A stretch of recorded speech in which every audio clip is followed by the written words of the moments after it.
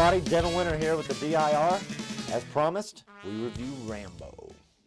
From 1982 to 85 to 88, Rambo movies dominated the action film market of that decade. 20 years later, we review Rambo, Stallone's final cash cow, we hope. So let's get the plot out of the way. Rambo's kicking it in Thailand, ferrying people up and down a river.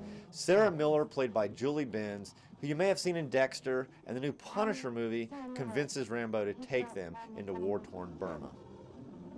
So these missionaries are helping the Karen tribe, who are brutalized by the Burmese military.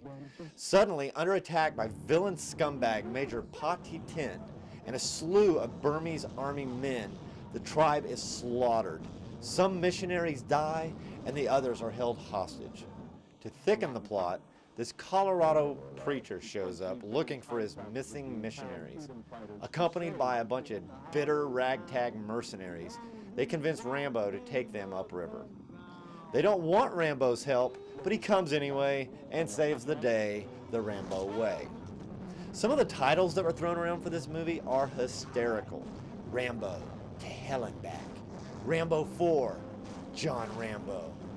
Rambo 4, End of Peace. And Rambo 4, Pearl of the Cobra. You have got to be kidding me. Sylvester Stallone's name is all over this film. Directed by, written by, produced by, and obviously starring as the title character. I miss the days when actors just acted.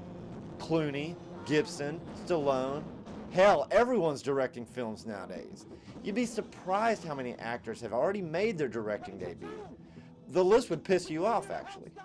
James Brolin was attached to play Colonel Samuel Trotman after Richard Crenna died, but he was written out, which I think was probably a pretty good move. Keep your eye open for why Rambo's beating on iron while people are getting killed. Oh, and the Christians' change in philosophy and beliefs.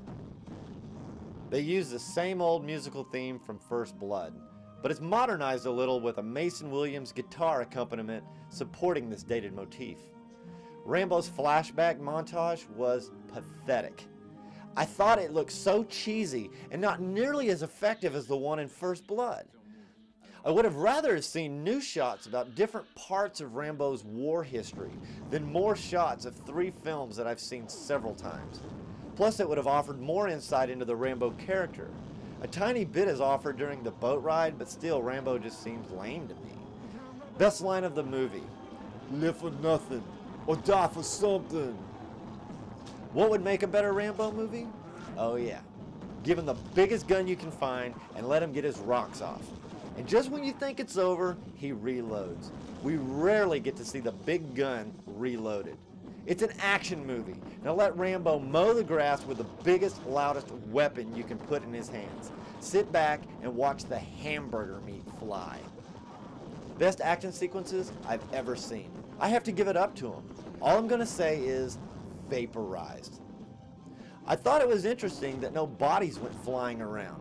Apart, yes, but the Mythbusters busted the myth of bodies flying after being hit by a bullet. But these aren't little bullets, and these guys aren't flying around. Chunks of meat are zinging through the air of liquidated humans. It's crazy. Last but not least, Rambo has a great ending that closes the book on the Rambo movies forever. I mean it. It's really a good ending. Rambo gets 2.5 frames. Story is blah blah and completely transparent. Stallone milks his last movie franchise, so hopefully he'll dwindle away into obscurity. Total guy movie. Action sequences that don't disappoint. You'll find yourself freeze-framing and rewatching what your eyes saw, but your mind couldn't compute. Just rent this one. Your library can do without.